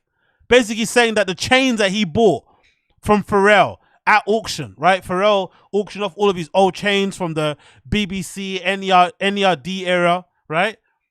And he bought them all. Drake is basically saying, I bought all these chains that you're seeing on screen to melt them down, bruh. On some fucking, 4D chess shit. Fuck your boss and fuck you. I'm melting this shit down. Fuck the heritage. Spit on your heritage. Piss on your grave type of shit. Fucking incredible. Incredible long run. Incredible. I fucking love it. Honestly. This is the kind of Drake I like to hear. Since Vig not around, the members done hung up their Louis. They're not even wearing that shit. I love this because personally, I feel like, again, only as a fan, not knowing people and having met Virgil a couple of times and him being really nice to me and shit and been a real fan of his and whatnot, it's been kind of sad to see all the kind of clout demons that were around, kind of like fucking shits around, flies around shit, have now suddenly stopped paying any attention to Virgil and his legacy, have stopped posting about him anymore in the slightest. And as soon as Pharrell got fucking appointed and the show was on, they all fucking jumped ship and they were all with fucking pom-poms out at the side of the fucking runway, giving it a hee-ha, hoo-ha. So I love the fact that Drake, despite being a quote-unquote recent friend of Virgil, is the one really going out of his way to honor Drake's legacy. I kind of like that. I know some people might think it's corny and shit, but I like the fact that he goes that way and does it, because clearly he does way more personal effort to honor Drake's legacy than even maybe a Kanye. And maybe, Virgil and Kanye had their differences when, he unfortunately passed away. R.I.P. Virgil the GOAT. But even Ye doesn't, honor Virgil's legacy like that. Now, some would argue, and I've seen some people say this, that maybe Drake is a little bit distasteful for inserting Virgil into the beef, basically using the name of a dead man to kind of, go at your enemy. But I feel like, in my opinion, based on the stuff he's ever done before, the statues and the other shout outs and the fact that he still flies on the fucking plane, all of that shit, I feel like he genuinely is trying in his own way to honor Drake's legacy by mentioning him in the way that he does. And he's probably bemused as I am that all these guys that were legitimately his quote-unquote best friends, right, are now going out of their way to like not say anything about anything, They don't comment, they don't say jack shit, and they all kind of jump ship. And for the most part, even when Virgil was around, that's one thing I always said was very kind of interesting about his friends, is that whenever commentators or fans of fashion outside of that circle would say, "Oh, Virgil's clothes suck," a lot of these guys will basically be arguing in the comments or trying to, make spin the narrative that the fans don't know what they're talking about. They don't know how important he is to the music, to the culture and shit. But then when you ask them, "Hey, do you actually own any Virgil stuff yourself?" Crickets. So they'll be at the shows. They'll be happy to get the invitations, get the hotel stays, get the flights, maybe get some free Nike collaborations here and there. But you didn't see many of these friends wearing Off-White. You didn't see many of these friends wearing Virgil designed Louis Vuitton. It didn't happen. So a lot of these guys and girls were kind of full of shit, which is kind of what it is. It's not a big deal. That's a scene. But I feel like if that's the case, then Drake has a reason to call them out, because it needs to be said, especially by somebody of his stature. Because when it comes from me, just some fucking guy on the fucking sidelines checking his shit, it doesn't have the same fucking. There's not enough bass in it, right? Nobody listens to what I have to say. But when it's someone like that, I think people are gonna bring them up more. Are gonna have a lot more pause for reflection. Anyway, it continues. I melt down the chains that I bought from your boss. Give a fuck about all that heritage shit. Since V not around, the members done hung up the Louis. They're not even wearing that shit. Don't come to the boy about repairing some shit. Don't come to the boy about sparing some shit. You lucky that Vogue was suing, because I would have been in the Wassa. I would have been with the Wassa in Paris and shit. I fucking love it. Honestly, I don't care how fucking idiotic this fucking verse is, how unbelievable it verse is, because, Drake ain't going nowhere with no strap. He's not fighting anybody anytime soon. But I love the fact that he sounds angry and he sounds pissed off. This might be the only track in the whole entire Travis Scott album where you actually get the feeling like someone's got something to say. The rest of it is just like, it's like comatose music. You know what I mean? You're just going through the motions. But I feel like Drake actually stepped up and said, "Hey, I've got something to say. I'm going to say it. I don't care who gets upset. And we're going to go from there." And I fucking love it. So big up Drake for having a POV. Big up Drake for having a POV. And long live Virgil Abloh. So, what we're saying here, Lucy said, "Do you know if the Off-White Sloane Street store closed? I've been told it's no longer open." Maybe, I'm not too sure, to be fair. I've never, what's the one? No, I went to one. What was the first one I went to? I don't know which one did I go to. I went to one. I don't actually remember which Off-White store I went to, but I remember going to one very, very early on. But yeah, it's just unfortunate. It's just really unfortunate, really, isn't it? It's unfortunate. I don't want to go too deep into it because it just bums me out. But yeah, let's continue here. Next, talk about this. So, I've also been watching this and saying, you know what? I can kind of understand A$AP Rocky's annoyance at the existence of Travis Scott and his kind of ascension, and the fact that he kind of has, maybe in Rocky's idea or Rocky's world, taken his style, taken his sound, and maybe popularized it or brought it to the mainstream without giving him his just desserts.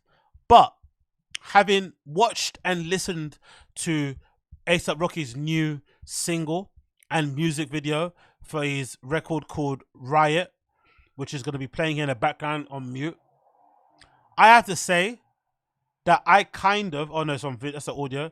I kind of understand why people would say they prefer a Travis over a fucking A$AP Rocky. Because I feel like with A$AP Rocky, his biggest issue is this. This video is incredibly well put together, right? Visually, this music video that he's got for Riot is an incredible thing. Maybe I'm in the minority. Moving on from this one, I quickly wanted to mention this regarding Freddy K. This is a set taken from Stone Techno Music Festival this year that takes place, I think, in Essen. I already mentioned before that it's definitely a festival that's on my bucket list, mostly because of the location, because, I haven't been to Essen before. I've only obviously been to Germany and fucking banged that bit out too much. So maybe going to visit other places around Germany would be quite cool. So if I can do that, off the back of a festival, even better. And obviously the fucking location is fucking beautiful, right? Absolutely fucking beautiful. This industrial sort of location just kind of goes hand in hand with techno music and kind of makes it just look that extra bit banging. Now, for me, the concerning part for me with Freddy K is that I've always been somebody that's kind of been a little bit, I won't say miffed, but I've always kind of been a bit dubious as to Freddy K's appeal. And I think because I guess I've never seen the best version of Freddy K, which is obviously him playing in his hometown in fucking Berlin, or his home city, sorry, where he's based. And him obviously doing the closing sets, legendary ones in Berghain. I've never had the pleasure of listening to him in those sort of settings. It's always been through mixes or maybe the time that I saw him playing E1 or whatever, but it's never been on his actual home turf doing his thing. So maybe I can't be too critical of it. But I have to say, based on how people talk about him on forums and how he's spoken about on podcasts and shit, and based on what I've heard of him so far, I'm kind of not getting the hype. And I kind of feel like maybe he's purposely made this pivot to playing this faster stuff. Maybe that's more similar to like hard techno, hard trance, whatever you're gonna, or hard dance music. But whatever it is, it's very odd because I feel like this set in particular, courtesy of Stone Techno Music Festival, I feel like it sounds the same throughout the entirety of the fucking mix. I'm gonna lower the sound a bit so it's not too high. But if you play the fucking mix from like, let's play it from like here, 7 minutes in, right? I feel like the pace and the BPM doesn't alter, or it just gets faster and faster the entire 2 hours. And it gets faster and faster at the sort of, negatively affecting the groove and the vibe of it, basically. It doesn't really help it in that respect. Let me play it and let me show you what I mean.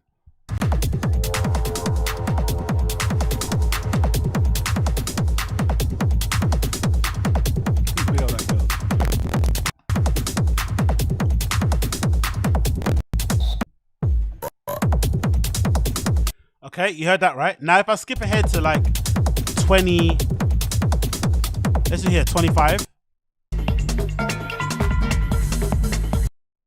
It's only gotten quicker now so far for me. Not much difference in tonality. Maybe again, maybe I'm bugging out, but maybe just for me. Skip ahead again to 45.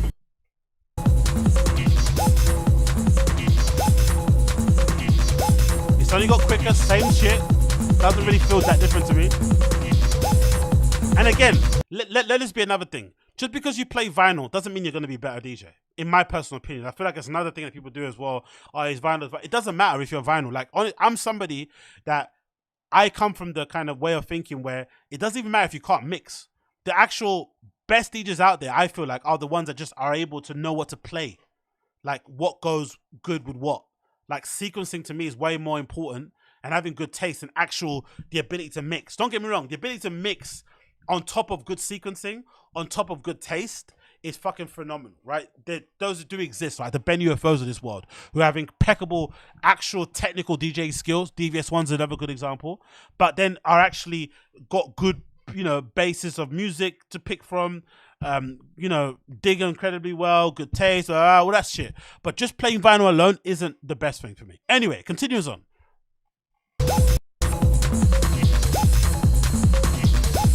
Now fast forward again to 50 to an hour.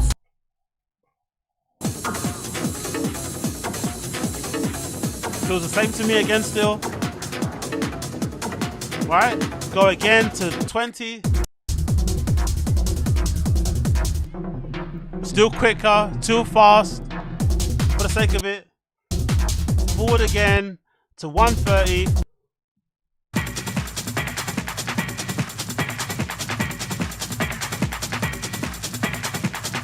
Now, for me personally, I'm going to go out on a limb and just say, I think Freddy K is overrated, personally for me. For how people speak about him and then listen to what he sounds like, I don't think he's that much better than most people out there, personally, for me personally. I don't feel like the music is that incredible that it would justify people flying all the way to fucking Berlin to go see him play a closing set in Berghain. But maybe, to be fair to the guy, maybe when he goes to play festivals, because you're only getting 2 hour slots, there is no room to go on a journey, because I think he said it in a joking way, his kind of minimum time that he plays is 4 hours, maybe even longer than that, right? He wants to play 6 hour sets, longer than that, probably to come from the Berghain kind of, the Berlin sort of educational playing places, right? More longer sets and whatnot. So maybe when he's playing festivals, there's a tendency to kind of only do the bangers, that's the best way to kind of approach these sort of things. Fair, I understand. But it is really interesting when you see somebody play, you hear them play, and then you think about the people that have been speaking about them online. You're like, hold on, this doesn't really feel like it's what you've been speaking about. And it makes me think sometimes maybe this is representative of the scene overall. There's a lot of like collective hive mind. There's not a lot of like individual like taste, which maybe makes it interesting why certain people blow up the way they do, because everyone just agrees this person's amazing. The one person's another good example is that DJ called Kelza. I don't know if you pronounce his name. He's somebody everybody's kind of really hyped on and really on, whatever it may be. But everybody's just saying he's amazing. But then sometimes I look and I think to myself, like, is he actually amazing, or just because everybody kind of agrees this is the next person to kind of jock and be on? But I feel like the last person who I feel like justified the scene hype for me was Renee Wise. I heard Renee Wise's name forever and ever. Obviously, I've got a couple of his, productions and records on my fucking record box that I listen to him play out sometimes. But listening to him play out, I was like, okay, cool.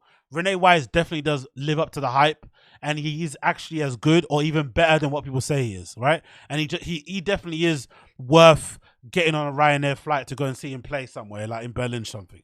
But I feel like the rest of it, everyone just kind of like, they were just lying. I don't know if they're lying, if they just want to appear like they're cool, you want to appear like you're down, so you say Freddy K is amazing, because if you say you like Freddy K, it automatically comes with the assumption that you've probably been to Berlin, that you know about underground parties, that you know about his radio show, that you've seen him on Raw, you bought his merch, he plays only vinyl. It kind of comes with all these kind of presumptions of you as a person and your taste level by saying you like Freddy K. It's kind of like the opposite of saying you like Nina Kravitz, right? Which is ironic, because I feel like sometimes people just hear people's names and get put off of it without actually listening to what they actually put out. Which isn't to say they're bad or not bad. I don't know. I just feel like there's not a lot of individual point of views and taste when it comes to this sort of stuff. Everyone just kind of agrees with what's good and what's not good. And having listened to this set on Stone Music Festival, courtesy of Freddy K, I have to be honest, I'm not that impressed. I'm not that impressed, to be fair. And having, again, seen him play in E1 as well, a little bit underwhelming.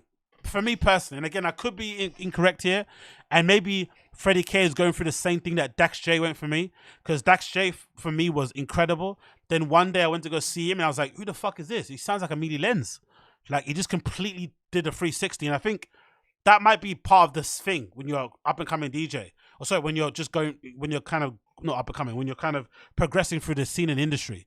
Maybe there is a point where you have to kind of switch up how you play, your way you present yourself. I don't know, to get the big bucks, maybe, because I remember distinctively being a big fan of Dax J and waking up one day, going to see him play, and then be like, oh my God, this is not the same person that I fell in love with. Do you know what I mean? This guy's completely different. Like, he's just playing fucking a mini lens level type of play. He sounds like Charlotte the Wit. I was like, shit. And maybe that is just what you have to do at some point. You have to kind of progress. You want to get a bit advanced. Like, I'm sure Freddy K doesn't want to only be playing in front of sweaty Berliners every day. You want to maybe just, switch it up and become more commercial, maybe get some more money, secure a future for your family, make it worthwhile for you to come out in the first place. If you're going to be carrying around, lugging around all these fucking vinyls, I mean, you need to make it worthwhile so you're not breaking your back for nothing and shit, record digging and shit. I don't know. Either way, wasn't that impressed by Freddy K's set at Stone Music Festival, unfortunately. And I guess I'm eager to go and bloody, I'm eager to see what happening development wise. But see, look at it in the comments. Again, that's a beauty. That's a beauty of music. It's fucking subjective, because I said all I have to say. And then Louis Shires here says, I've seen Freddy K in NYC before DVS1, and he surprisingly upstaged DVS1, which is saying a lot. So clearly, it's all really depending on your taste level, what you like, what you don't like. But for me, when I saw Freddy K this set, I wasn't really the biggest fan of it. But I guess maybe my tastes have evolved. Maybe I'm just not the target demographic. Who knows? Either way, that one wasn't the greatest one for me personally. Moving on from that, I wanted to mention this regarding Whole Music Festival, the Whole Queer Music Festival happening out now in Berlin at the moment.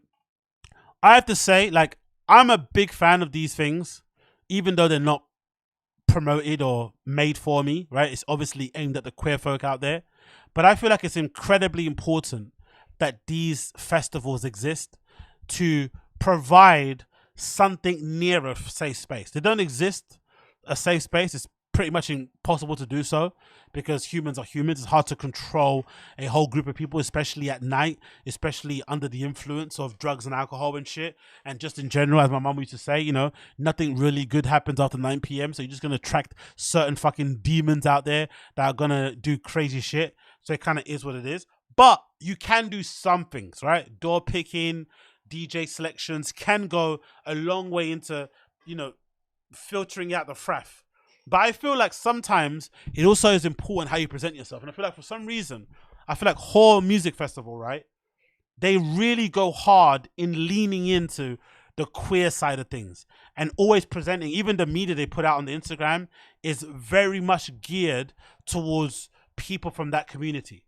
They don't kind of bend away from it. And I feel like this does a twofold effect.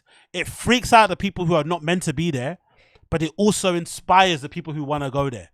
Like you're looking at the Instagram now on their feed, all you see is stuff that you would kind of attribute to people within the queer community, right? It's all kind of queer based kind of content and people looking amazing, skin showing, different haircuts, fucking tatters out, different color hair, piercings everywhere, pure expression and joy. And I feel like to me, this is the best way to kind of filter out the fraff by just being unapologetically putting out a particular kind of vision of what you are on social, not trying to make it kind of PG friendly, you know what I mean? Like, you know what I mean? Like, or like mainstream friendly. You're honestly trying to make sure that no one's under any illusions as to what you're about by being, you know, by making sure your fucking social media is very reflective of what you do and who you represent. And that's what you see here. On a consistent basis, you see that being kind of shown in every way possible, in every bit of imagery, and every person they take a picture of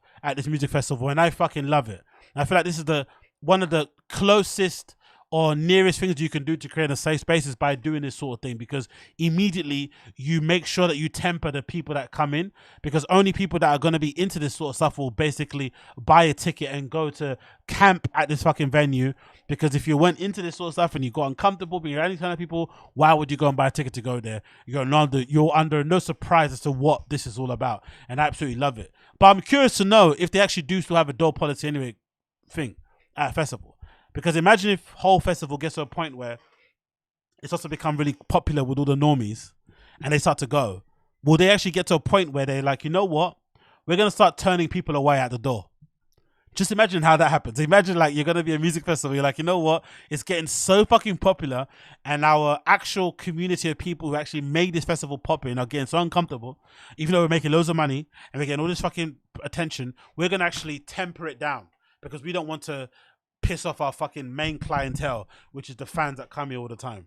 It'd be interesting balance, but I reckon they do, because you know this is all Germany, Berliner type people, so I'm sure there's probably a slight door policy at the slight selection policy at the door. If they see a group of 30 lads arriving at the gate, they're going to be asking some questions like, do you know why you're here? Do you know what's going on? Like, they're going to make sure, because the last thing you'd want these sort of events is to have that kind of, you know, that kind of element in there to kind of disturb this kind of sanctuary that you create there. And I'm actually a big fan of it. I've got to be honest. And I really, really do want to go one year, just to kind of go as an experience, to kind of see what it's about and to kind of see the vibe, because I feel like legitimately is one of the more interesting things out there, similar to what we have here in London or in the UK called Body Movement Festival, that I really would want to go check out and see also.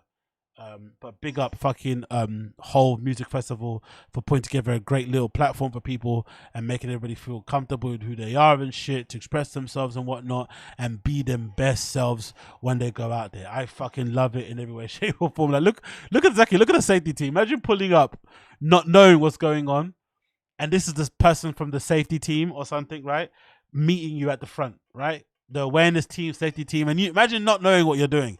You went there to only go and see, like, I don't know, you went to go see Francois X or something, right? Or even imagine one day they book fucking Francois Kevorkian, right? You go there to go see him play only. You bring your little camping chair. You're like, hold on, who are these people going to this festival? You rock up to the gate, and then this is your awareness team member telling you what to expect, what to see here, and then you're getting freaked out. Like, nah. They put this on the Instagram so you're not fucking confused and you know exactly where they stand. So clearly everything there is going great, going phenomenal. What they're saying, yeah, thanks for the first great day of the night. There was some incidents of belongings. Oh no, see, already it started. See, it's already started. This happens all the time. And I bet there is a community of queer and gay folk out there. I bet there is, who probably have their own little WhatsApps, their own Telegram channels where they only push their parties on those places. They don't have them on Resident Advisor. They're not on Google. They're not on Facebook. They're not nowhere because they don't want any normies like myself, any cisgendered hetero people going there because it's going to spoil the whole thing. Because, you know, we all know they put on the best parties, that community of people, and we're going to go there because they got the best raves, but then we're going to spoil and tamper their scenes and their vibe because some of us will get in there and won't know how to act, and you'll see someone topless and you won't be able to stare. You'll not stare. You'll be, you know, just getting touchy and getting people's personal space, and it just ruins the whole environment. And I feel like it's a natural sort of like stage that people get to, you know? In festivals, I feel like there's natural stage of the festivals where they kind of get to this point where like you invite the normies, suddenly stuff goes missing. Suddenly there's an uptick in fucking people reporting instances of, you know, unwanted touching and groping and shit. Maybe some fights. It's so unfortunate, man, because I'm a big fan of whole festival. I fucking love their social media. I love their approach. I love everything, you know, even the fucking, you know, artwork and the graphics and stuff they do. I think everything just tells you exactly what they're about. There's no confusion about what they're representing, what they're about, what they're putting out there. It's fucking really done well. So it says here the message, over the night there was some missing incidents. There's some instances of belongings going missing. If something of yours is missing, please get in touch or either with your info points. Our staff has been informed. We're adding extra patrols. If you see something out of place, inform us or security awareness team member. We don't want to be alarmist with this post, but find it necessary to be transparent. We apologize for the situation and we hope it doesn't harsh the vibe. Stay hydrated, don't forget to sleep, be sweet to one another. Let's have a beautiful Saturday. Damn, man, damn. Happens all the time, innit? Every good thing, the fucking crazies come out stealing and shit. You can get a haircut here at Hull. Fucking amazing. Love it. I don't think... Do you reckon they cut black hair or no? What do you reckon? What do you reckon? Probably not, right? Arena stage update. You got Tijan T playing back to back with fucking Dr. Rubenstein, which is a good one. You got some artwork installations there. Love that for them. Full lineup list there with some good people playing. And yeah, man, I'm a big fan. I gotta be honest, I'm a big fan. I would love to go one year just for the spectacle, just to kind of see the vibe. But I also, you know, it's kind of nice to kind of leave them alone, you know? Leave them alone to kind of do their own thing and not to kind of spoil it with my fucking, you know, man hetero vibes, right? Just kind of, but I kind of want to go see it and just kind of have a good time as well. I don't know, maybe myself, but yeah, big up the stream chat saying hell no, they're not on it. But I want to go, man. It looks like fun. I don't care. It looks like fucking fun to me. I would have a fucking blast here. I'm really sure I'd have a fucking blast. I would love to go one day. I would freaking love to go. Yeah, scissor cuts only. Lols, big up Crash. Oh, mate. Anyways. So that has been it for the fucking Agostinho Zinga show. Thanks so much for tuning in. I'm gonna go get prepared for the random show later on. So if you're gonna be there, jump on there soon. When's that gonna start? Is it 9:30? I said there for the random show. Yeah, 9:30. So I'm gonna get prepped for that. So thanks for so much for those of you who have been tuning in to fucking, you know, hanging with me for the Agostinho Zinga show. I do appreciate every single one of you. If it's your first time checking out the show, please make sure you like the fucking stream down below. That'd be greatly appreciated. If you're listening to this via the fucking podcast app, just leave me a good 5-star review. That'd be appreciated. Also, there's going to be some Patreon content coming out in the next couple of days. So if you want to subscribe to our Patreon, link is in the fucking description. And that's about it, really, isn't it? If you listen to the audio side, you'll hear my fucking tune of the day playing underneath me right now. and I'll probably catch the rest of you on a random show in about an hour. So, see you in about an hour, brothers and sisters. Thank you so much. Take care. Be safe, everybody. Peace.